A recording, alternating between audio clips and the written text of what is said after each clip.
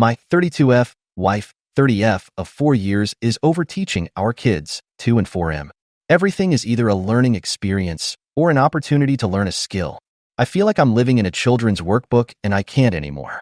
My wife is not actually a teacher, so our kids are to the ages where they're becoming little people, and it's awesome. Our older loves being a big brother, and the younger is growing by leaps and bounds. Life is pretty damned good.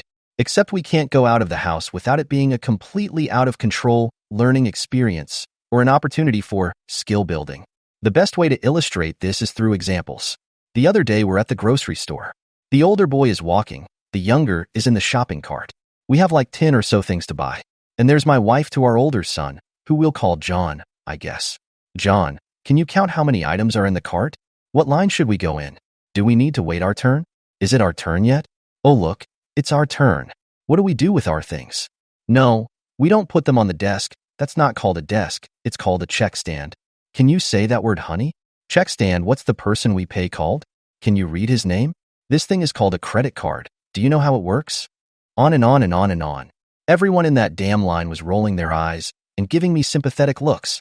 Sometimes my wife will let the younger, Bill, help or be present during chores and meal prep or things like that. It's more of the same. Bill, this is a spoon. This is a knife. This is called a ladle, and this is what we do with it. This is a cup. These are noodles. We need to put them in water that's boiling. And you know water is boiling when you see bubbles, to make them soft enough to eat. This is dish soap. It makes the dishes clean. He's 2 for God's sake. It's just everything is learned to death. The other night we were out for a walk, and a little kitten darted across the street. Now, a normal parent might ask the kid what animal that was. If he says a cat or a kitten, she'd say good job and move on. John said it was a cat. My wife said, yes, it's a cat, but it's a baby cat. Do you know what a baby cat is called? Is a cat a mammal or a reptile? How do you know? How do mammals raise their young? Do all mammals have fur? I told her I was getting a headache. She could finish the walk with the kids and meet me at home. It wasn't a lie, really. Something similar happened at the fair too. I'm not exaggerating when I say the kids never got to go on one ride and never got to eat one treat because they were so busy learning and building skills, and I can't even deal with that phrase anymore. It makes me want to scream. Anytime I bring it up, like, honey, just let them have fun. We can talk about what they learned on the way home. I'll get. But this is such a great opportunity for them to build skills. They won't remember in 2 hours. If I want to get them a simple, stupid toy that's just for fun, like something they can throw around or a stuffed toy or something, nope, that doesn't help them build any skills. Or a ball is great for helping them build coordination skills. Everything in our lives is a learning experience. It's either skill building, I can't anymore, or the kids never get to do the activity because we have to learn about it. I've talked to her. God knows I've talked to her. I've said it great she wants to give our kids such a head start and make sure they have good life skills for when they need them, but everything doesn't need to be a learning activity. They can't just color random designs on paper. They have to build skills. Then we have to go through the primary colors and learn about crayons and then do some skill building or enrichment activity. They can't just have fun. They can't just play. After the fair, I lost my shit that night. She was getting undressed and remarked how much fun the kids had. I am not proud to say I blew my stack. This was after at least 100 conversations with various approaches about this, and I ended up shouting, no, they did not have fun.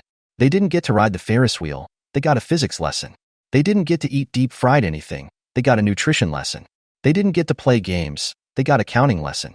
They didn't get to try to win a goldfish. They got a zoology lesson. Nothing the kids did could possibly considered fun in any universe.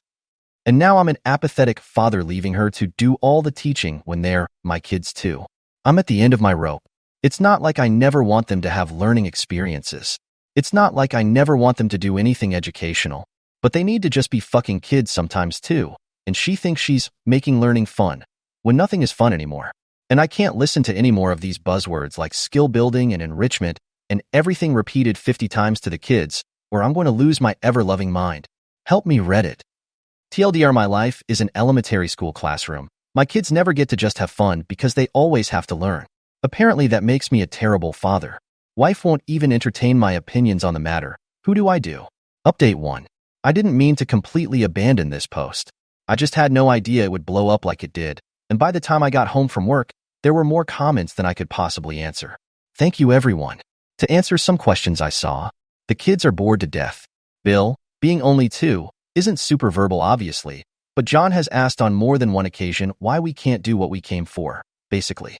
Using the fair again, he asked why he couldn't go on the kiddie Ferris wheel. My wife basically ignored him and just kept teaching. That's part of the reason why I was so mad that night. It seems much more about her than the kids' development at all.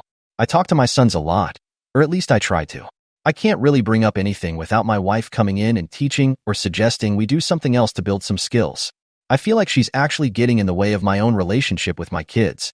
I guess I had more to unpack about this than I thought. But on to the update. This couldn't have been timed any better if I'd planned it. So John is 4. We have him in a pre-K type class 3 days a week. The very day I made my post, I got a call from the teacher. She basically told me that John is a very smart little boy, that he seems to know a little bit about everything and has a great vocabulary and memory. But what she said next just about made me tear up and seriously consider a divorce. There have been several instances since the class started where John has been left to his own devices. They have some structured activities during the day and some semi-structured, like times when the kids will be painting, but they're free to paint whatever and however they want. They also have some unstructured time, where they're free to play with the toys in the classroom. Some are learning-type toys, some are just toys like the large Lego blocks, stuffed toys, balls, things like that. Well, the first time John was presented with watercolor paints and a blank piece of paper, he did nothing. The teacher blew it off as nervousness, since this is a lot of kids' first experience with being around a large number of peers away from home. She also noticed he didn't really play much with the other children. She tried to help him join in some of their games, but he didn't seem interested. She decided to call me after this incident. The class was given a box of metallic crayons and a black piece of construction paper. John did the same thing again.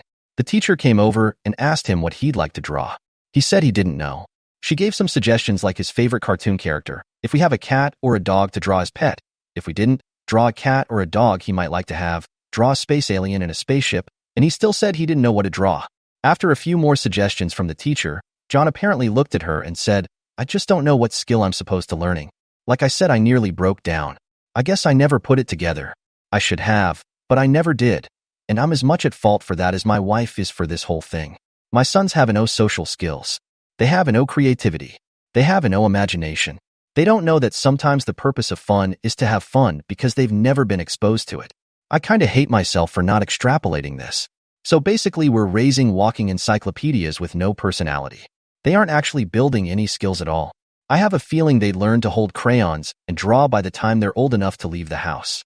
They'll also be able to count, cook a simple meal, and understand that a washing machine gets clothes clean. What they won't understand is the really important stuff. They won't make and learn from mistakes with friends. They won't be able to relate to kids their own ages. They won't understand what activities are appropriate and not appropriate when they get older and start doing things without us. They'll probably end up codependent because they'll always be waiting for someone else to tell them what to do. They'll be abuse magnets. I had to come to Jesus with my wife when she got home. I didn't let her call the teacher and tell her what's what. Instead, I told her that I'd called a family therapist, and if she wanted to stay married, we were also going to couples counseling. No ifs, ands, or buts on any of it. SHE needs to build some damn parenting skills, and I need to learn how to grasp the concept of if A, then B. I did not leave room for negotiation. I accept my fault in this. I was an only child myself. My parents were pretty hands-off, for the most part, and I haven't really had a lot of occasion in my adult life to spend a great deal of time with young children, or with other parents of young children. Just because I knew what was wrong, apparently didn't automatically teach me what was right. I also want us to go to parenting classes eventually, but that's at a different point assuming we get through all the rest of this stuff. I want to thank everyone for their comments, and I'll be more attentive to this thread if there's anything else you'd like to know. TLDR, we're raising socially retarded robots who don't understand fun and have no personalities. I'm just as much at fault and am trying to fix it in a big way. Relevant comments. Commenter. How did your wife react to your come to Jesus talk? Does she agree with you that there's a problem? All the best of luck to you and your little boys. Good on you for taking control of this while they're still so young. Opie. Truthfully, I didn't give her a chance to tell me there isn't a problem because there so very clearly is a problem. My words, as closely as I can remember. Wife's name, we need to talk. I got a call from teacher about John today. There are some problems, and we're both to blame. We've neglected his socializing and development as an individual, as well as Bill's, in favor of learning minutiae about everything under the sun. I don't want to be an I told you so, and I'm not putting this all on you. But I also know I've tried to talk to you many times about not letting them live and experience things, instead of turning everything into a book lesson. My part in this is I've done nothing to do anything differently because honestly I felt that's not an option. If you want to stay married, we're going to family and couples counseling, because this problem involves all of us, and there's a problem in our marriage as well if I feel I can't speak up about how our kids are raised because I won't be heard. I've made an appointment for day/time. With Dr. X, we'll give him 6 sessions to see how we feel about things, unless there's an obvious mismatch. If we feel he's helpful, we'll continue to see him. If not, we'll look for another counselor together. In the meantime, we'll research couples counselors. I just felt getting help as a family, and for the kids first was the priority. It's completely within your right to refuse, but then I likely won't be able to stay in this relationship. There really wasn't much she could say, and I deeply regret not putting my foot down about the constant pedantic teaching before it got to this point. Opie adds more info to a deleted commenter. I'm sorry you feel my experience is fiction. Believe it or don't, that's entirely up to you. If my not including every single detail because my mind is still kind of jumbled about all this makes me a liar, well, I don't really know what to tell you. My wife's focus on activities for the kids is always, this will help you learn X, or Y is such an important skill to have. She also talks to me about skill-building activities for the kids when they're around. He's heard the word probably about as much as I have. He's simply repeating it, and has made the association that activities adults have him do equals learning a skill. He helps in the store at the checkout because it helps him learn counting. He plays with letter magnets on the refrigerator because it helps him learn spelling.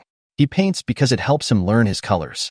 There's always a goal, so when an adult tells him to do something without specifying the ultimate goal, he's lost. He doesn't understand that he's doing it just to do it and enjoy it. Opie, when many keep asking for the wife's reaction, she didn't really say anything. That's the truth. I've been more than a little spineless. Maybe she didn't know what to do when faced with me saying these are the rules. And, oh, my God, what did you guys want me to do? Take a video of the conversation and post it on YouTube? Make the whole post about the position of her mouth and eyebrows, what she did with her hands, the way she was standing, her breathing, to prove I'm telling the truth? Why are you so hung up on this? Even if I were to do that, I'm sure you'd come back along and say, you said she raised an eyebrow. It's allergy season. Her eyes probably itch, you liar, this never happened. I mean, wow, listen to yourself. When I said she didn't have much of a reaction, I meant she didn't have much of a reaction. She went into our room and started reading a book. At what point did I say that I couldn't improve as well? That's half my damn post. If you'll go back and read. I have made mistakes in this too. I also didn't get a parenting manual. I have realized that while it was fairly clear to me that her approach wasn't working, I realized that I didn't have a better one prepared. That's why she and I, her and me, the both of us, together, as a couple, need to get into counseling. There, are you happy now? Or would you like me to flagellate myself? Update 2. It's been a few weeks since I dropped the nuclear family therapy ultimatum. My wife, let's call her M, has dutifully gone to every session with Dr. X, and while she's not exactly the warm and fuzzy type, I'll give her credit, she hasn't missed a single appointment, even if she's been pretty quiet. I thought maybe, we were turning a corner. I was wrong. So wrong. So last weekend, Em and I took the boys to a friend's backyard barbecue. You know, a normal, get your kids messy in the dirt, laugh at dad jokes, and eat too many hot dogs kind of day. And for a couple of glorious hours, it actually was. John and Bill were tearing around the yard, getting grass stains on their knees and spilling juice boxes. I even caught them just playing with the other kids. Not a question in sight. Just laughter and fun. It was like seeing little flashes of who they could be. Then Em noticed the neighbor's kid climbing a tree. Cue the educational intervention. The next thing I know, she's got John and Bill lined up like mini soldiers at the base of the tree, giving them a full-blown lecture on proper climbing technique, the value of upper body strength, and potential ways to build coordination through climbing. She's pointing out branches for optimal stability and encouraging footwork skills. The other parents are watching, and I'm just standing there, jaw hanging, half hoping the ground will open up and swallow me whole. But that wasn't the real kicker. Later, we're all gathered around the fire pit for s'mores. Now, you'd think that even Em couldn't ruin marshmallows on sticks, come on.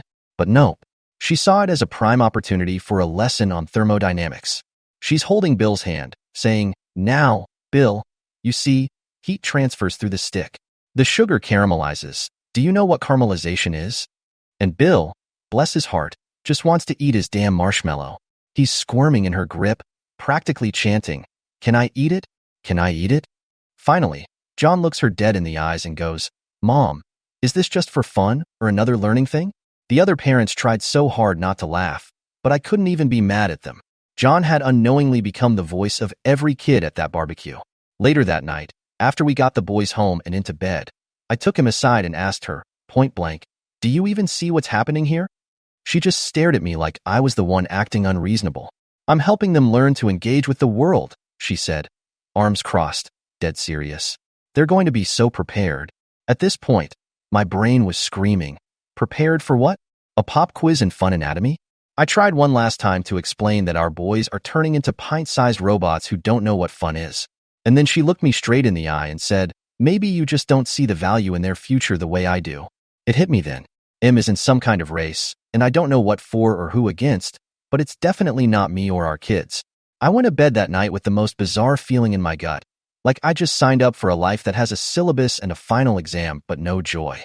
So here I am, Reddit, questioning everything. Is this the end of the line? Or do I keep hoping for a breakthrough that may never come? All I know is, I've got 2 little boys who need a chance to be kids. Guess we'll see if Em's on board, or if this ship's going down. Update 3. Well, Reddit, here we are. After everything, I didn't think it would come to this. But sometimes life has a funny way of surprising you, and it sure threw me a curveball this time. Let me bring you up to speed. Things hit rock bottom about a week after the barbecue incident. Em doubled down on her future-ready mentality. Therapy sessions were feeling like an endless loop. Me explaining the importance of free play, Dr. X trying to get him to see the bigger picture, and Em just staring back with that steely, "you just don't get it" expression. Dr. X even tried suggesting little fun tasks, like family game nights or unstructured play hours. Em agreed in the office, but as soon as we got home, it was back to business as usual. One evening, Em was quizzing the kids over dinner about the food groups, and I snapped. I put down my fork, looked her right in the eye, and said, "Enough. I'm taking the kids to the park. No lessons. No skill building. Just play." I fully expected a fight, but instead, she just looked at me, stunned. She didn't say a word as I packed up the boys and headed out. We got to the park, and for the first time in months, I felt like I could actually breathe. John and Bill ran off to the playground like it was the last place on earth they wanted to be, shouting and laughing, chasing each other like 2 kids who'd been set free from some imaginary prison. And it hit me they had. The boys found a little gang of kids building a pirate ship out of sticks, dirt, and some abandoned cardboard, and they dove right in. For an hour, I watched them running around, falling over, getting muddy, inventing the most ridiculous pirate stories I'd ever heard. Not a single question, not one quiz, just pure, unfiltered joy. When we got back, Em was waiting in the living room, sitting with her arms folded, that tight line of disapproval on her face. She didn't say a word, just watched us walk in, the boys messy and breathless, faces lit up like Christmas.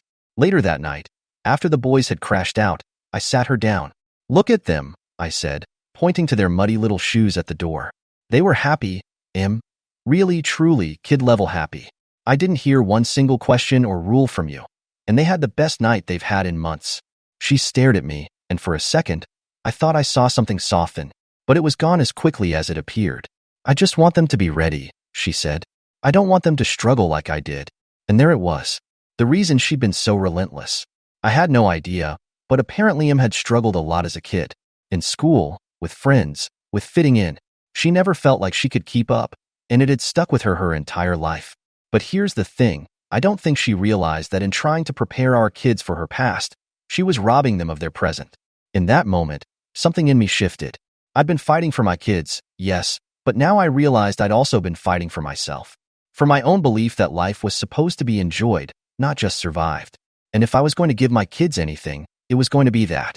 The next morning, I told Em that I was taking the kids to my mom's for a long weekend. She didn't protest. She just nodded, looking sort of blank. We packed up, hit the road, and for 3 whole days, I watched my boys play with cousins, ride their bikes around the neighborhood, stay up late watching cartoons. They were kids, just kids. And for the first time, I felt like I could actually see the people they were becoming, not just the students they were supposed to be.